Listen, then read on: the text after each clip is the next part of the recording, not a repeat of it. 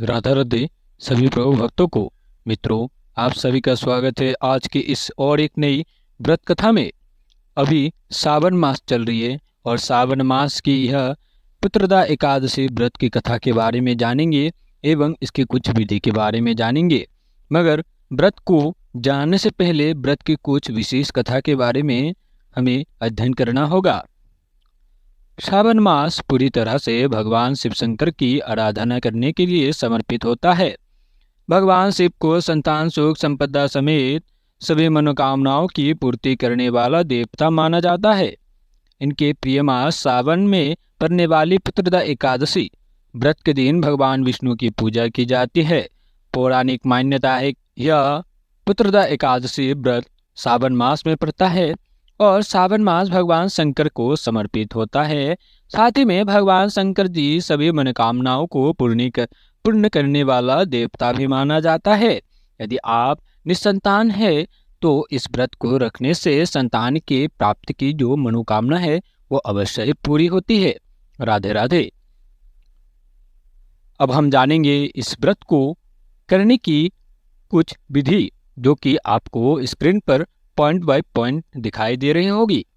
एकादशी व्रत के पहले दिन ही आपको स्वास्थ्य आहार लेना चाहिए, साथ ही में संकल्प भी लेना चाहिए। एकादशी व्रत के दिन ब्रह्मचार्य का पालन करें तथा प्रातःकाल उठकर स्नान आदि कर ले।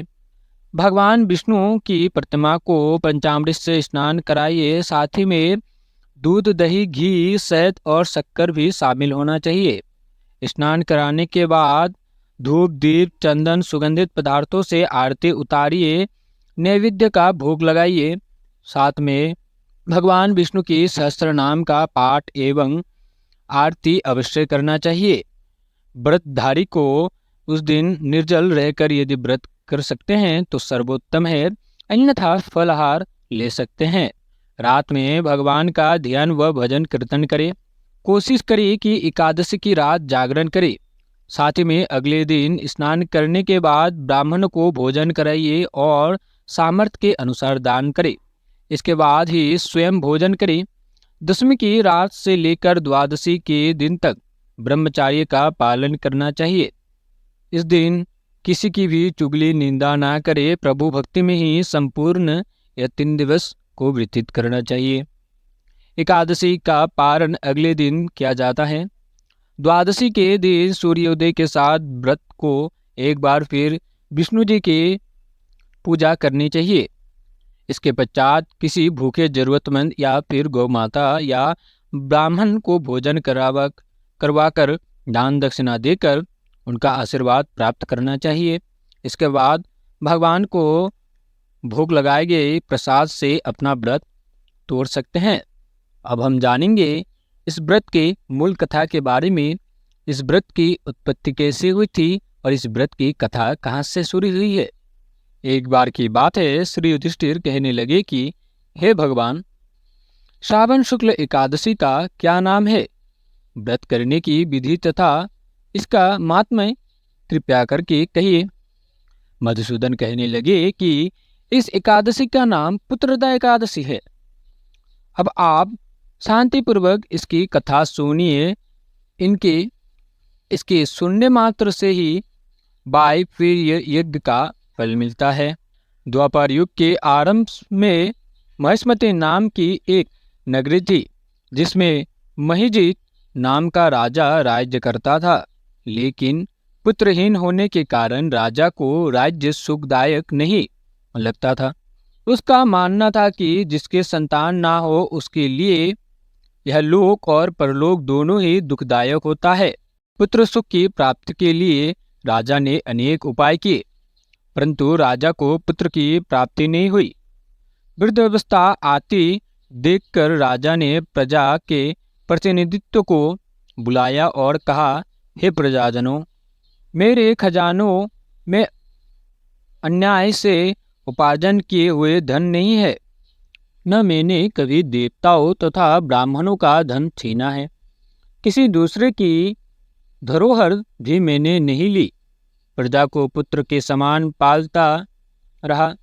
मैं अपराधियों को पुत्र तथा बांधवों की तरह दंड देता रहा, कभी किसी से घृणा नहीं की, सबको समान माना है, सज्जनों की सदा पूजा करता हूँ। इस प्रकार धर्मयुक्त राज्य करते हुए भी मेरे पुत्र नहीं है, सो मैं अत्यंत दुख पा रहा हूँ। इसका क्या कारण है? राजा महिजीत की इस बात को विचारने के लिए मंत्री तथा प्रजा के प्रतिनिधि वन को गए। वहाँ बड़े बड़े ऋषि मुनियों के दर्शन किए। राजा की उत्तम कामना की पूर्ति के लिए किसी श्रेष्ठ तपस्वी मुनि को देखते फिरते रहे।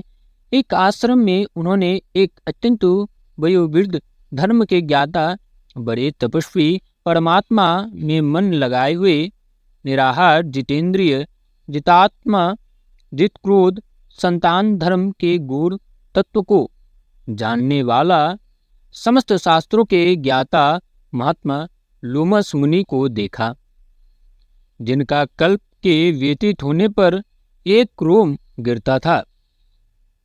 सबने जाकर ऋषि को प्रणाम किया। उन लोगों को देखकर मुनि ने पूछा कि आप लोग किस कारण से आए हैं? निस्संदेह मैं आप लोगों का हित करूंगा। मेरा जन्म केवल दूसरों के लिए उपकार के लिए हुआ है, इसमें संदेह मत करो। लोमस ऋषि के ऐसे वचन सुनकर सब लोग बोले, हे महर्षि, आप हमारी बात जानने में ब्रह्मा से भी अधिक सामर्थ है, अतः आप हमारे इस संदेह को दूर कीजिए। मर्समती पुरी का धर्मात्मा राजा महिजीत प्रजा का पुत्र के समान पालन करता है, फिर भी वह पुत्रहीन होने के कारण दुखी है। उन लोगों ने आगे कहा कि हम लोग उसकी प्रजा है, अतः उसके दुख से हम भी दुखी हैं।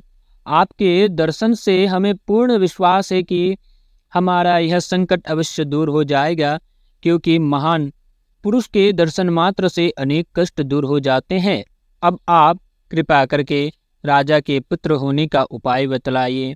यह वार्ता सुनकर ऋषि ने थोड़ी देर के लिए नेत्र बंद किए और राजा के पूर्व जन्म का वृतांत जानकर कहने लगे कि यह राजा पूर्व जन्म में एक निर्धन वैश्य था। निर्धन होने के कारण इसने कई बुरे कर्म की।